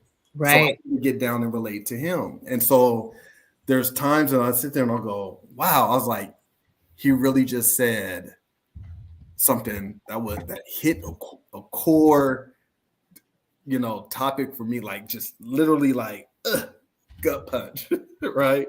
Where he said, no, I would play with him. I would join him. And I'm like, wow, so you only see me as someone that wants to discipline you, but not someone that wants to join you in the fun. Right? And so and I look at that and I go, wow. And then sometimes I see that he wants to mimic his father. So when he sees me getting upset about the little things, he does the same thing to his little sister in the same exact tone. Ooh-wee. To where I look back and I'm like, that's me. I hear him, I go, that's me. So it's like there's these things where you say like, okay, what is your focus? Is it for you or is it for them? And changing that and understanding that their emotions, the way that they feel, the way that they're going through things is absolutely important for them. Yeah. And it should be for us as parents as well. Absolutely. I want to plug in on that because that was one of the notes that I had typed was the child hierarchy, in the sense of that was good. I'm the older sibling, so you got to kind of follow my lead, and you're the second oldest, so this person has to follow your lead, and we create this pecking order. And back to what you said, Key, like we want our sons to be like how we see them being in our minds. And that is just not their reality. That isn't not their reality. That is not reality. Right. So, right. And that desire for them to be what we want them to be is a reflection of what we want ourselves to be. And we want ourselves to be successful. We want ourselves to be independent. We want ourselves to be able to critically think and manage problems and come up with solutions. That's what we want of ourselves. But oftentimes, I would say probably 80, 90% of the time, what our children show us is they show us the mirror of what they see from us. And so that's why we can see when they're doing something that's us, oh, that's me. And it's almost like this, oh shit moment. Like, that's not what I wanted you to pick up from all the things that I wanted. You chose that? You chose that? 100 things and you chose that? But we practice this hierarchy and this pecking order as children. I'm the youngest of 4 children, but I only grew up with one sibling in the household. But that sibling was 3 years older than me, and so it was like the tag along mentality. Okay, she's going out, and so I get to go with her because I'm the little brother, and she needs some. My parents want me to go with her, and you while you're out, it's like you got to do what I tell you to do, and you see your parents in your older sibling. I would see my parents in my interactions with my younger cousins, my younger male cousins. I think my closest male cousin that's younger than me was like 2 or 3 years younger than me. And so it's like I was creating all the rules, and it was do what I say because I said so, because it's my room, because it's my toy, because it's my Nintendo. Like there were all these innuendos into the psyche of who I was becoming or what I was absorbing from those adults that were around me. And so that child hierarchy, that's one of the things that I have become more conscious of when I'm listening to the children, especially because we have kids come and visit for the summer. When I'm listening to how they're interacting with the other children, I'm very pragmatic in getting involved in those conversations. Whereas my parents would be like, those as kids, let them figure it out. And they thought they were making us tougher. And they thought they were teaching us how to deal with conflict. But guess what? I've never dealt with conflict because I'm 6. I need your help. Right. That part. I need you to show me how to speak up and be okay when I say, hey, that's not fair. I need you to be able to speak up and say, what's not fair? This isn't fair. actually it is fair and here's why, or actually it isn't fair, and correct the behavior. I need that advocate. And so there's just when I come to like that trauma in those parts of my life, those are the areas where I try to change the dynamic. Sometimes it's just like, oh my gosh, especially I have my kids here right now. It's like, all y'all do is argue with each other. Why do you even play with each other? All you do is argue. Right. But I will get involved in those arguments and say, hey, like today my son came upstairs and was telling his godbrother, you got to come downstairs and help me look for the dart. And I was like, well, was he shooting the dart? And he was like, well, no, but he was playing the game with me. What was the color of the dart that he shot? Was it your color or his color? Oh, well, it was my color dart, so I shot it. Well, then he doesn't have to go downstairs and help you look for it. You can ask him if he wants to go downstairs and help you look for it. But if he doesn't want to, he doesn't have to. And being that advocate to help resolve that conflict, I honestly, truly believe, and we'll find out at the end of all of it, that will help them build a stronger relationship and have a tighter bond as God brothers. So that, man, Key, when you talk about that, that's really, really, really resonates with me. I do want to catch up the chat because Jossie is in the chat and she's dropped some jewels. I want to give you some flowers. But we will catch up the chat starting with here. Deborah says, this whooping is going to hurt you more than it hurt me. It might sting your hand more than it, but it's going to hurt you more than it hurt me. Don't worry, we got all night. No, Soto, we do not have all night. In fact, we have about 34 more minutes. And this thing is going to get shut down. And then B. Gates says, I just started my journey with therapy and I'm excited. Absolutely, man. I'm telling you, I'll go to therapy even if I don't have anything that I think I need to talk about. Yes. So kudos to you, brother. And then Jossie, do you want to read this, Key, or do you want me to read it? Nah, you got it. All right, Jossie, this is I don't want to cry, bro. My battle and dance partner, Key's daughter, says, listening to all of your experiences and the conversation in general makes me so thankful that God has blessed me with you, Pops. Thank you for teaching me that I have a voice and how to face my trauma. She continues and says, I'm very thankful that I am, I think, learning this now, and that each of your experiences have prepared you to prepare us children so that we may not have to deal with the things that you did. This is the overall goal, but it doesn't always line up that way. Come through, Jossie.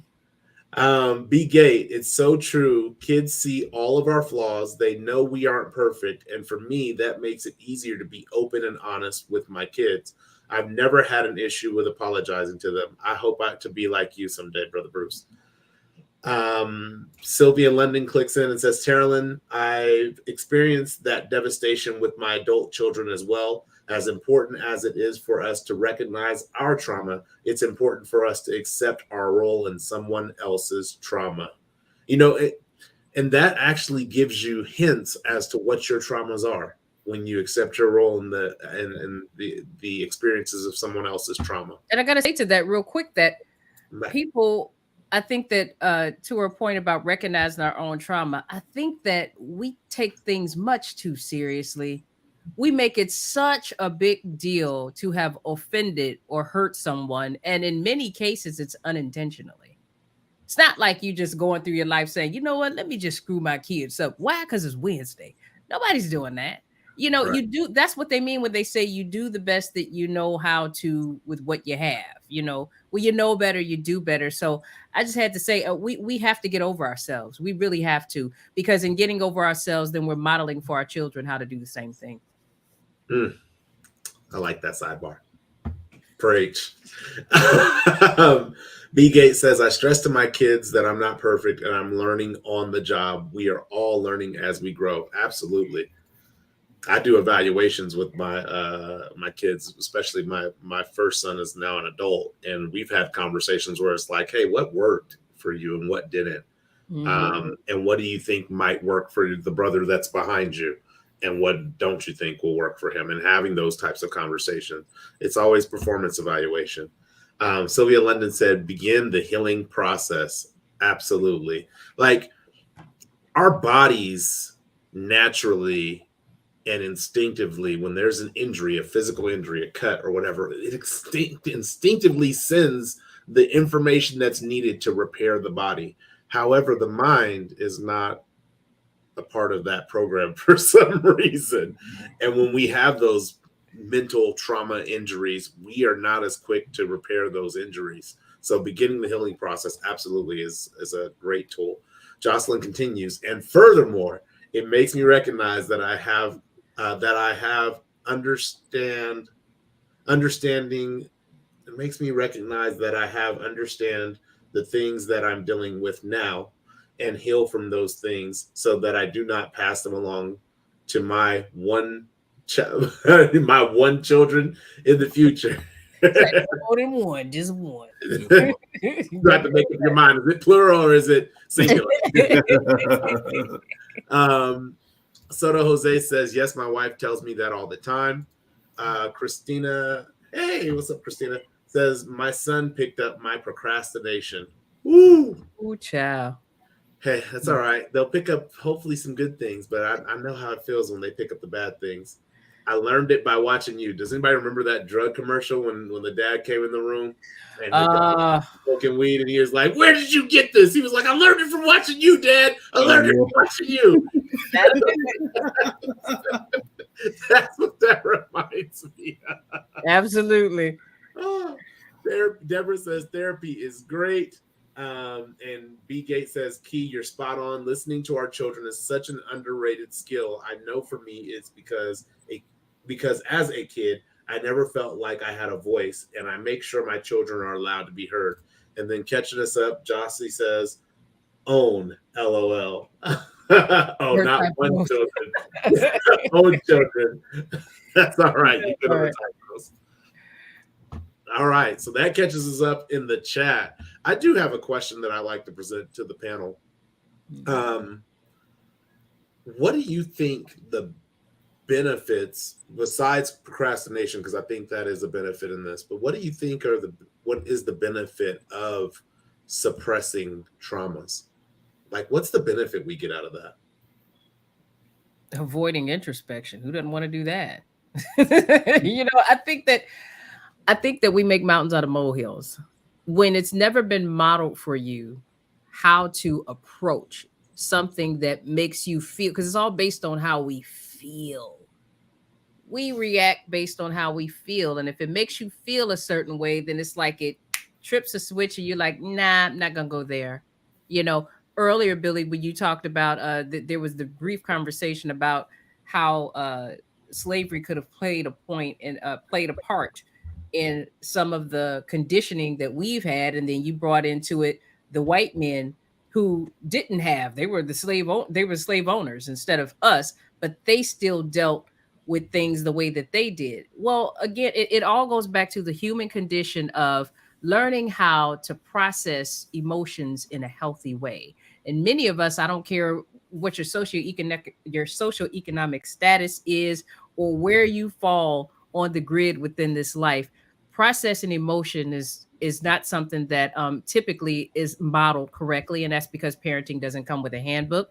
And I don't care who you are or how good you are. No one goes through this life without their degree of brokenness that they have to process. All right. And so then our children become casualties of our own personal wars that we're going through and test dummies while we're still trying to figure it out. Some of us do and some of us don't. But because modeling how to deal with these emotions healthy typically isn't something that many of us have access to, then this is what you get. I mean, think about it. A lot of therapists have the craziest children.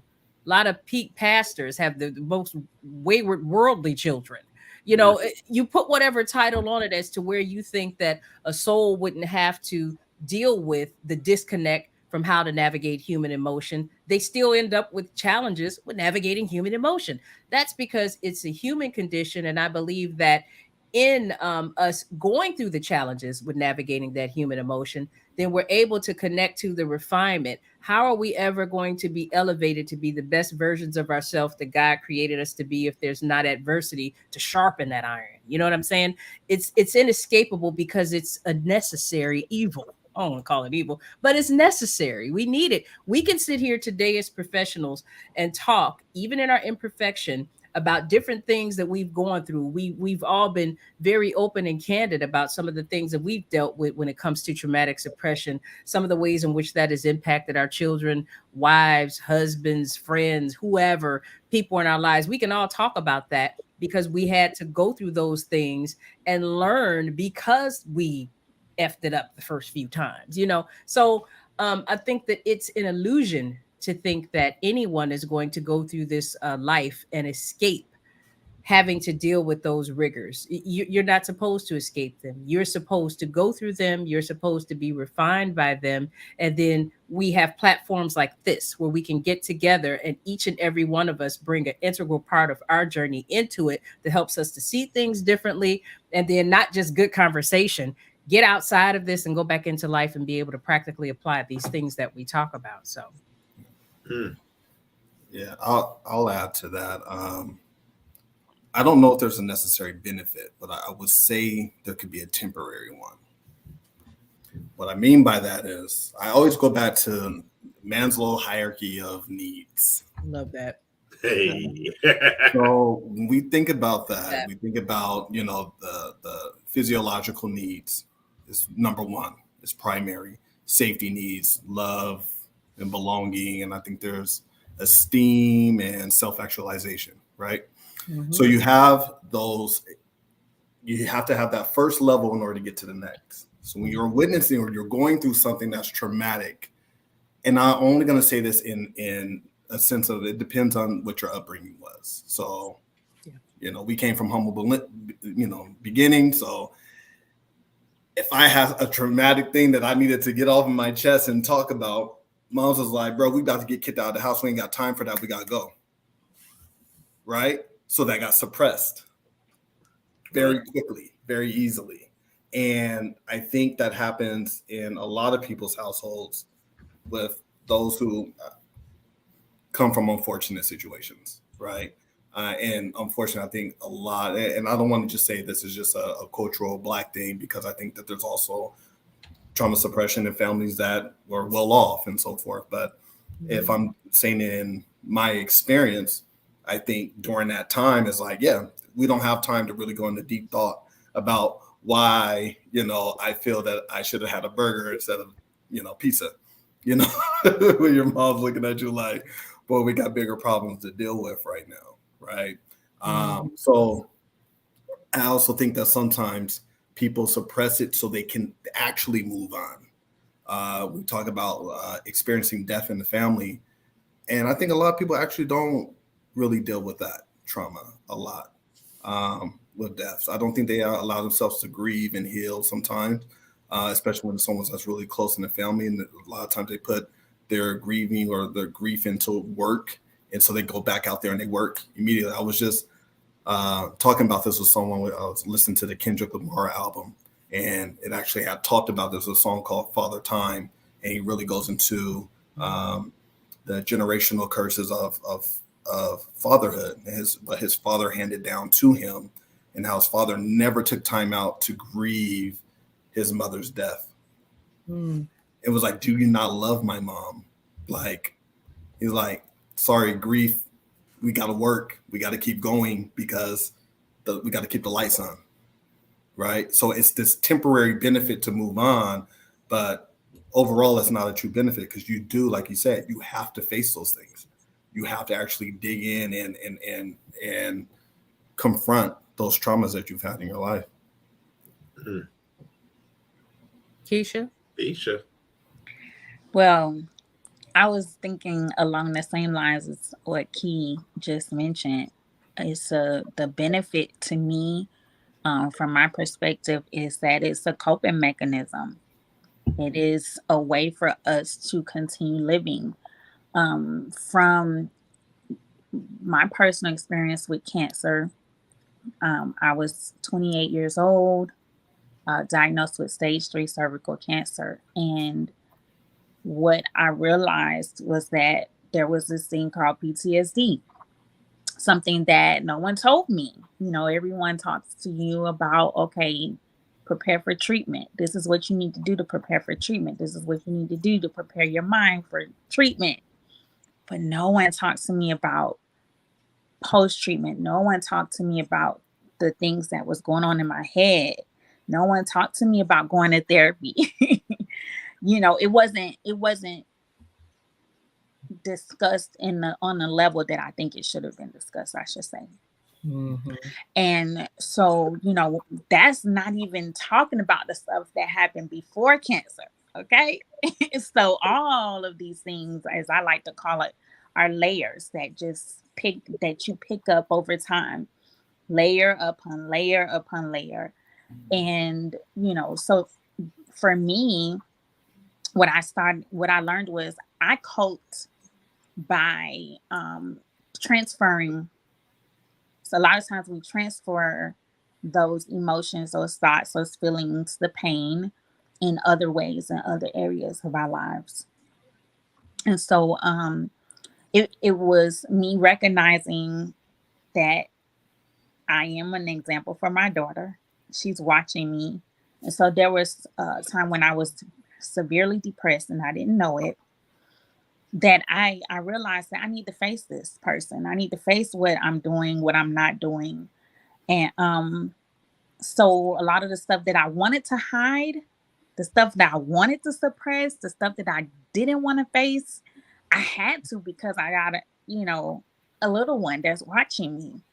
But what about those people who either don't recognize it or don't care? You know, it's like, I know I got a child, but look, it's about me. It's all about me. It's all about my pain. It's all about my trauma, my struggles. And so they stay in that cycle, that state of mind. And state is so important. Your state of mind, your posture, your I think Key, you mentioned the tone of your voice.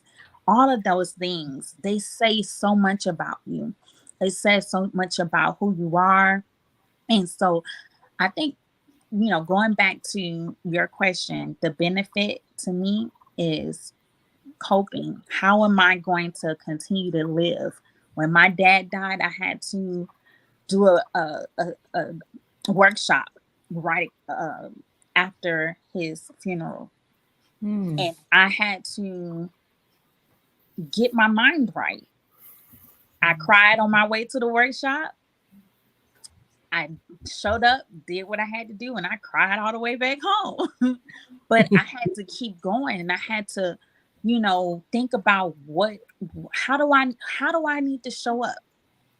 How do, work at the end of the day, I still gotta show up for my business. Right. And so a lot of those things, we suppress it. We suppress the trauma, we suppress the grief, we suppress the misunderstandings. Anybody ever have that? You have a misunderstanding, and instead of facing it, you say, you know what, I'm gonna just walk away. I'm gonna leave, the room. I'm gonna go for a walk, which is necessary. Sometimes you need to take that pause, right? As she mentioned, Jason mentioned earlier.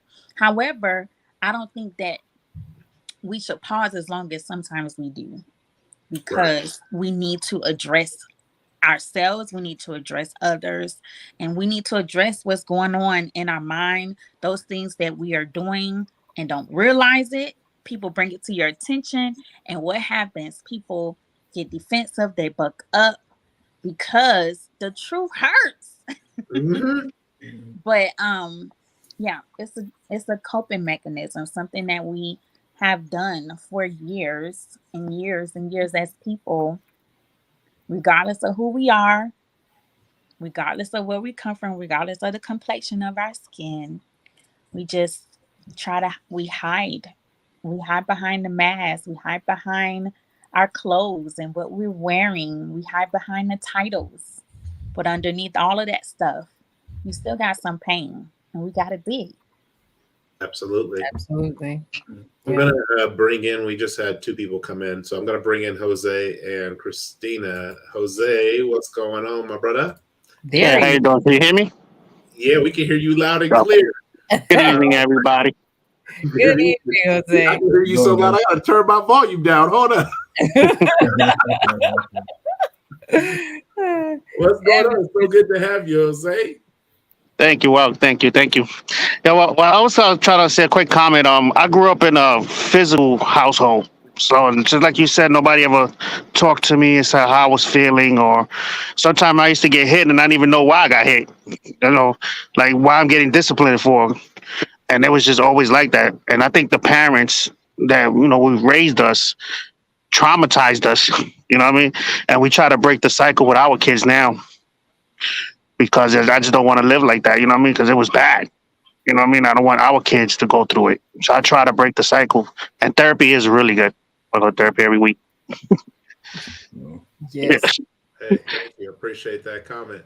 I appreciate you coming on live after all this. Keep going, please continue. Yeah, you don't have to be a part of the conversation. Keep it going. We listen to you, Jose. We listen to you. I hear you. Thank you. Thank you. Coming on. Okay. Hey, Miss Christina. Welcome. Hi. Hi. So I know Billy from work and stuff, but when in regards to trauma, and what I heard a lot of was how it impacts our kids. So I was born with heart defects. I've had 4 open heart surgeries. So I've had a lot of trauma just being alive and surviving. And, I've been able to manage that with therapy and everything. And it's never really impacted my son other than him seeing me go through basic medical procedures, because since he was born, I've only had to have checkups. Thankfully, I actually celebrated, he was 15, 13, 14 years, double-digit years of my last heart surgery earlier this month. So, yes. But what trauma that we have gone through together as a family is in 2020, my youngest son, Nolan, was born on May 7th and passed away after 4.5 hours. And so when we told my older son, it was his birthday.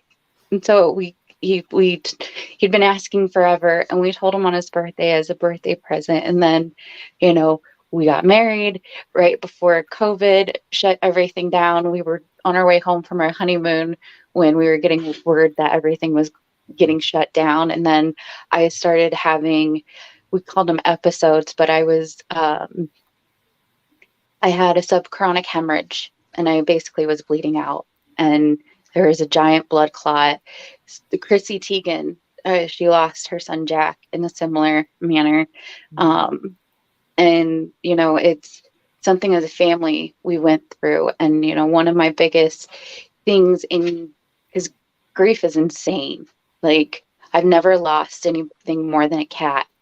And to lose my baby was, and then how some things were handled behind with maternity leave. Like, I know that's kind of a silly thing, but no, it's not. I got 1 day of parental leave, 2 weeks of bereavement, and then 3 weeks of short-term disability. And I had to go another month without pay because they refused to cover me. But one thing I held fast through to the whole time, and what I always have told my son, even when I went through a really bad depression stage a couple weeks ago, I was always, when I was sad, I made sure to tell him, it's not your fault. You are not why I'm sad. I am sad because of the situation, and we can be sad together, and that's okay. And I can comfort you, you can comfort me, but reasons why I'm sad is not your fault. And you don't have to try to make me happy. You just existing, you being my baby is all that I need. That's all I want for you to do is be alive. You owe me nothing else. And so, I hate that we had to go through this, but I'm so glad as a human he got to experience this type of thing, so that when he grows up, he's got an understanding of things and can be compassionate and sympathetic to others when, they just start down that path, because it's been 2 years since we lost Nolan, but we've been graced with so many good people. We were able to give a cuddle cot to a hospital to allow other families to have more time with their babies. And, we've been able to gift all of these things. I've started knitting. My mom sews so we can make blankets. And, such huge tragedy has blossomed into something wonderful. And, he's going to be a great person despite it. And I hate to call him resilient, because I feel like that's kind of old school and like pull yourself up by the bootstrap. But he astounds me, and he's so strong, and I'm so proud of him. Amen. Well, thank you for sharing that. Thank you for sharing. Beautiful. Thank you so Yeah. much. And my condolences to you and your family for your loss. Yeah, absolutely. Well, thank you. Well, we are at. There's so much. Right. All right. I'm here. But I am going to catch up the chat, and then we'll do closing thoughts. Actually, we'll do one thing before that, then we'll do closing shots. But how do you say this name, Taralyn? Marcus? Marcus? Is it Marcus? Marcus, Darling. As I see. He says protection against what's not known. I don't know what that is in regards to, but I could see that being in regards to the benefit of suppression. Without rain, the grass doesn't grow. Absolutely, growth is not a pain-free process. If you need an example, go back to when you had your first growth spurt. Deborah says, this was so good. Thank you all. Everyone was excellent. Thank you for tuning in with us tonight. We appreciate that. Christina says, grief is weird to say the least. I'm still dealing with grief, trauma, and forcing myself into exposed therapy. Absolutely. And then B. Gates says, kids catching stray bullets from our trauma.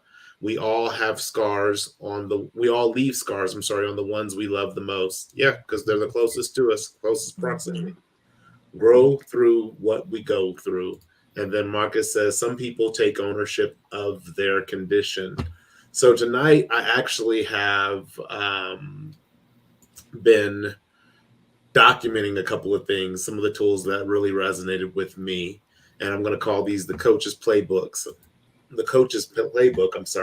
And so the tool number one is change the impulse. Keesha, you said impulse very early in this conversation, and that word just resonated with me deeply. Yeah. And it's to change the impulse to suppress. That is the very first thing when it comes to trauma-based suppression, or trauma suppression, or suppression of trauma, is that we have to change the impulse. And I talk about this in my book when you say the term, Keesha, coping mechanisms, how coping mechanisms were designed to be temporary. However, we make them these long-term coping solutions, and they're not solutions. We have to get to us. I don't like to tell people what they have to do. I recommend we get to a space where we are no longer content with coping mechanisms, and that we truly start looking to seek the solutions that are going to help us address our traumas. The second coach's playbook tool was prioritizing experiencing the experience. I like that. Procrastination was something that came up in this conversation. Christina brought it up. Coping mechanisms is another form of procrastination. I think a lot of us can agree that procrastination is where we end up suppressing. But prioritize experiencing the experience. And Keesha, I appreciate you for your vulnerability in sharing the story about having to go from a funeral for your father back into the game, back into the now. And sometimes we have to make that prioritization because that's what it is to be an adult. And so we do have to go back into the now and back to work. However, we still have to prioritize experiencing that experience, because if not, that experience gets compacted, and unfortunately, it's not like dinosaurs. It does not fossilize. It stays very relevant in our life. Right. And then the last tool came from Sylvia London. It was initiate the healing process. We got to be intentional about initiating that mental healing and giving ourselves the space to begin that process and to actually embrace. I'm going to say embrace that process and be okay that be okay with the fact that we want to heal and that we want to move on and we want to alleviate ourselves from that burden that we're carrying when we're suppressing an abundance of trauma. So those are the 3 tools that I wanted to share from tonight's conversation, but I will give it to everybody else for final thoughts. As far as Taralyn, I'll let you go last, Taralyn. Keesha, what's your final thought? Well, when I think about my personal experience with suppressing any trauma that I've experienced, the first thing that comes to mind is self-love. And I believe self-love is the best love. You know, we love everybody else a lot more than we love ourselves, oftentimes. I can't say that for everybody, but I know there are a lot of people who put everyone else before they put themselves. In my book, I talk a lot about mindset. That's what helped me get through cancer. And if we could apply that to every area of our lives, focusing on what we're thinking, why we think what we're thinking, our emotions, thinking about how we feel, why we feel what we feel, how we respond, why we respond the way we respond, how we show up. And, you know, look at I think about people as a whole in a holistic manner. Suppression of our emotions, it reminds me of something that cut deep. I mean, it hit me hard. How you do some things is how you do everything. And so if we recognize that if we are pushing our emotions away, what else are we pushing away? What else are we not wanting to deal with, and why? And so I like what you said earlier, Billy, about that self-examination, you know, evaluating yourself. Take time to think about who you are and why you do what you do. I like to call it digging. You know, this year I've been talking about being an archaeologist and going to the excavation site, which is a digging site, so that you can dig deeper and go and seek out layer upon layer, all of those things that you've experienced in your life so that you can have real healing. And by us showing up, even on here today, by us showing up and having conversations, by us being raw and authentic and being comfortable being uncomfortable about sharing our most vulnerable parts of ourselves, that is when we get to live, I believe, the abundant life. When we get to really be all that we were called, anointed, and appointed to be. And so thank you for allowing me to be on this panel tonight and to have this very needed conversation. And I hope it will continue to whoever's out there. I always say, if you hear something that resonates with you, reach up and grab it for yourself, but don't keep it to yourself. Have this conversation with your family, with your children, as we heard tonight. Have it even on the job. You never know whose life may be impacted. Your neighbor, at church. Come on now. We need this conversation really bad at church. So don't keep it to yourself. Make sure you share it out with somebody else. Thank you. Thank you, Keesha. Kate, what you got? Final thought. Final thought. It kind of, ties into what Keesha said, ties into your number 3 tip. And basically don't allow fear to inhibit you from going through the healing process. I think there's a lot of people that have, and I say people, I even talk about myself. I said, I'm afraid to kind of look into the traumas I've suppressed. Like I don't want to bring it all up and all the emotions that might be involved in it that I've suppressed for a reason. right? Yeah. And the thing is that, but that's how you grow. That's how you grow and you become better, right? So don't allow fear to inhibit you from doing that. You know, and I think sometimes people are afraid to see someone that did a traumatic event to them personally and see that person in them, you know.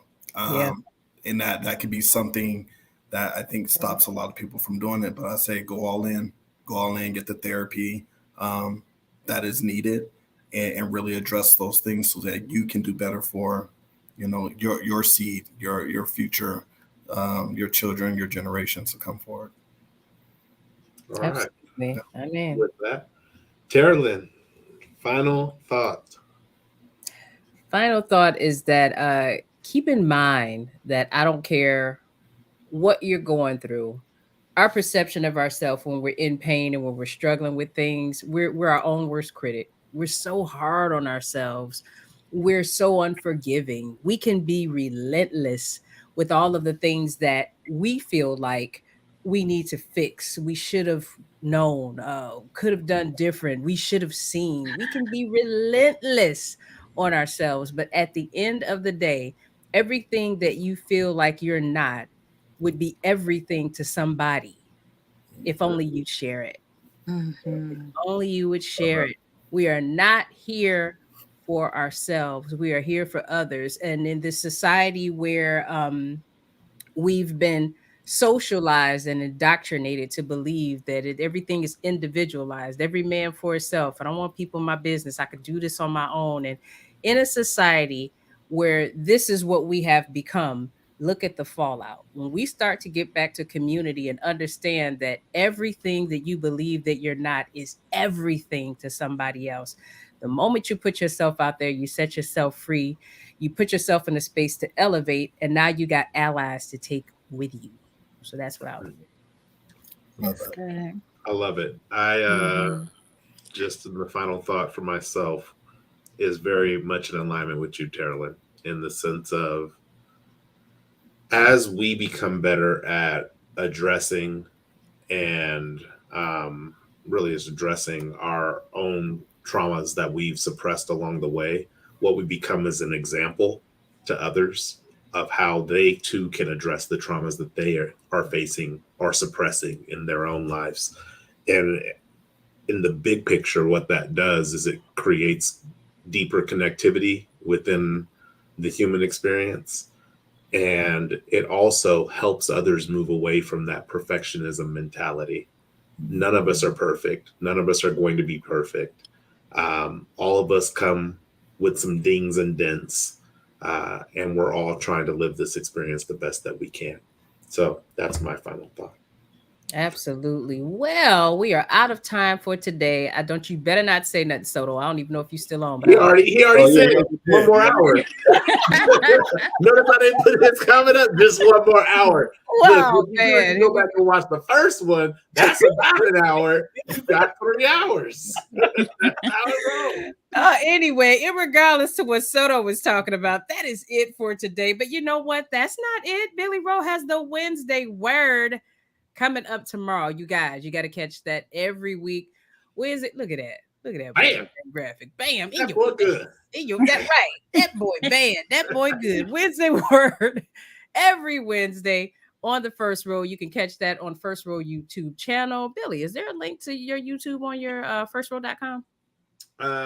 Yes, there is on firstrow.com. Perfect. Okay, I didn't know that. I should have known that.